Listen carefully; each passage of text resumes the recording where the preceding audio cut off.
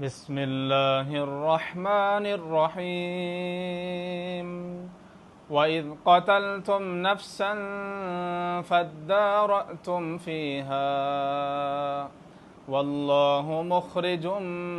ما كنتم تكتمون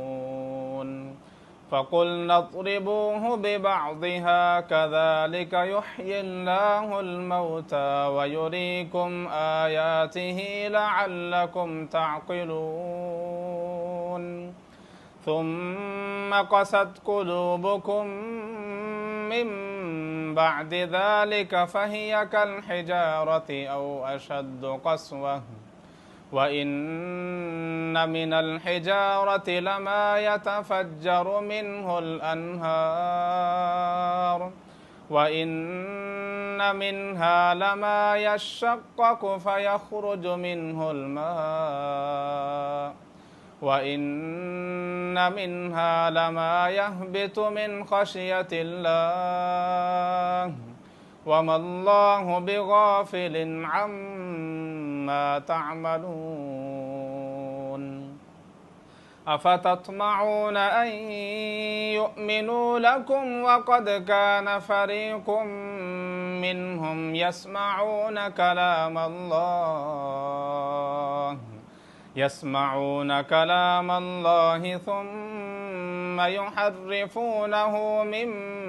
بعد ما عقلوه وهم يعلمون وإذا لقوا الذين آمنوا قالوا آمنا وإذا خلا بعضهم إلى بعض قالوا أتحدثونهم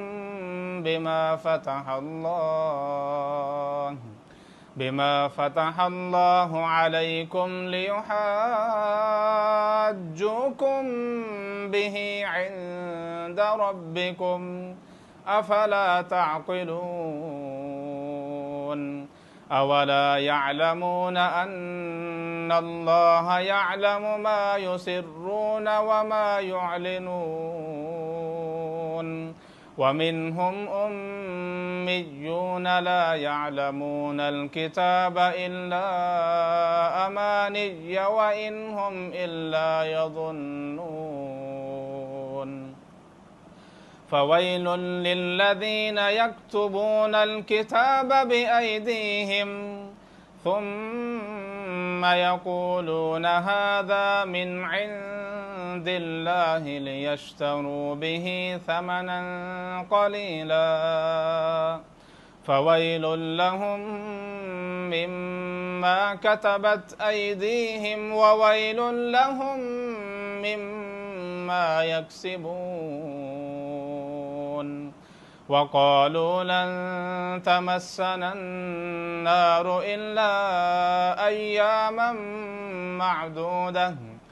قل أتخذتم عند الله عهدا فلن يخلف الله عهده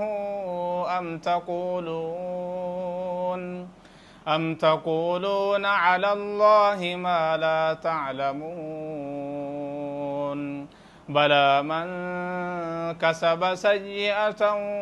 وأحاطت به خطيئته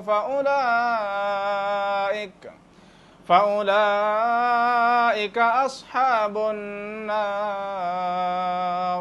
هم فيها خالدون